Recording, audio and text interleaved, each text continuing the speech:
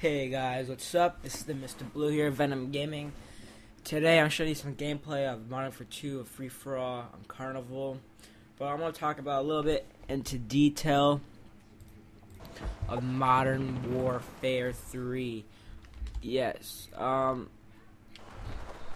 know, a lot of people are excited. Free For All. Actually, a lot of you are excited about this, about this game coming out, but I'm more of a Gears fan. I love Gears. I always think they're better. And you know what? It's alright. Because, you know, everyone has their own, yeah, I'm so like, people, it's just my opinion, but people just get mad and shit like that. And the thing is, it's kind of gay because, you know, 402, all the developers are, like, playing it. They're all playing Modern Warfare 3, and like they just leave it there to just to throw it at your face, and they do that on purpose, and they probably feel so cool and stuff. Now I think they're fixing on the spawn stuff, and I think they're doing a whole bunch of you know, a whole bunch of things. So that now, well, we've just found out that it's nearly impossible for Call of Duty to support dedicated servers for console gaming plus other info. During Call of Duty XP, I got the chance to like sit down with the 30 Words executive producer Mark Rubin. He was a huge helping and answer the community's questions and he answered a lot of questions. So according to Rubin, it's easy for someone to say I want servers on consoles. I don't think everyone understands exactly what they are asking for. What would mean would be opening up data centers in every single city across the world because this is such a huge game, 30 million plus people. We have more than 33 million people playing Modern Warfare 2 all over the world. Even more play Black Ops, which I don't understand. Black Ops sucks. But to me, it's horrible. Modern Warfare 2 is better. Call of Duty 4 is better. Their statistics, which states that one every 4 households in the UK own a version of Modern Warfare 2. Similarly, 1 in 8 households own a copy of Black Ops in the United States, and sales in the region broke 13.7 million copies at the beginning of March 2011. Rubin provided even more detail about the situation. To put things in perspective. This is what he said. So now we have to open up data centers in every city in the world that has servers. We are not talking 5 or 6 servers. We aren't even taking 10 to 20 servers. We're talking about more servers than all of World of Warcraft and every little data center. Each one can have only 3 or 4 to 4 games on at a time at most. It just becomes a nightmare of trying to spend $4 billion on just trying to create a server structure. If we were a small game, servers on consoles might be something more achievable.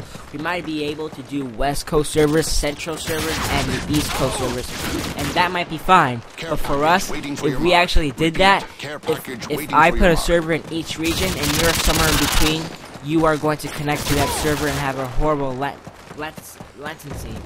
And our game latency is important, and you should be matchmaking with people close to you. So the actual thing here is that our style on console works better than dedicated servers from a latency standpoint. We know this is true. We have tested it from a numbers of standpoints. The reality is that people think that is what they want, but they don't understand the actual challenges. Obviously, if you're living near one of these data centers, you will have an amazing connection. But for a majority of people, that would not be the case. With Call of Duty sales growing larger each year, developers focus a lot on improving the matchmaking functions. Rubin confirmed that search preferences such as local matchmaking will be returning to Modern Warfare 3. Also, the ability to migrate hosts at any time during the match can occur regardless of if the host player leaves the game or not. If his ping starts to drop, the switch will occur. Plus, once you are back in the lobby after a game ends, the system goes through and reselects the host. It doesn't just roll over with the same player next game. During our interview, we were able to get a few other community questions answered. Another topic we covered was improvement of the spawn system in Modern Warfare 3. Rubin stated that there was significant improvements to the way spawns function, and Infinity Ward has the ability to tweak spawns post-launch via updates and hotfixes. You don't know what a hotfix is? Like, they don't actually do an update for the game, they update the servers. That's what they did to World at War when they patched the infections. They did a hotfix, they updated the servers, so it's not really a big update. But this is what Ruben said. There are multiple things that come into effect when you have spawning. There is obviously the shape of the map that determines how spawns feel and work. We have always, in the past, tried to make the map so spawning works better. Repeat, care package waiting. But it is one of those things that is just difficult thing to just get right. It is a constant learning process.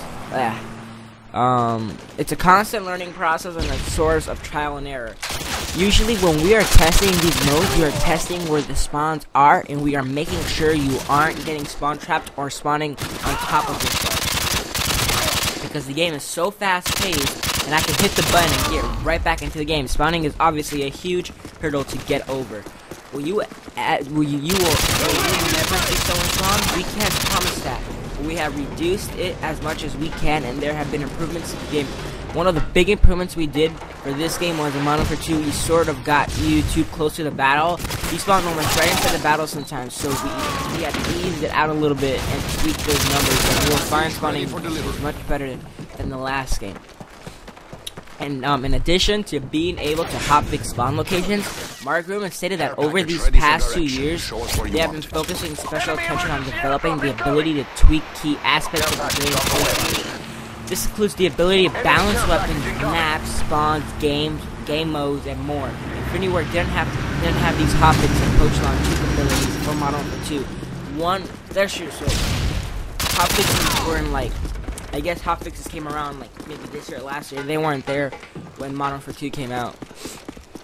One final question we asked about was the knifing mechanics for Modern Warfare 3. Knifing is still one-hit insta-kill, but we inquired as to what changes were actually made. If there were any possible mechanics that got scraped during development, we have pared it down significantly from the last game. It is not the knifing fest it was in Modern Warfare 2. There is no lightweight and no commando person. Knifing is now more. If you can come around the corner and you can tag a guy really fast, or you can sneak up behind and finish him that way, it's a new mechanic that has been talked about, but we never got far enough into a good solution to replace it. That is really where we are at. It might be something we look at though, because to be honest, I'm not a fan of knifing. Alright, so guys, there you go.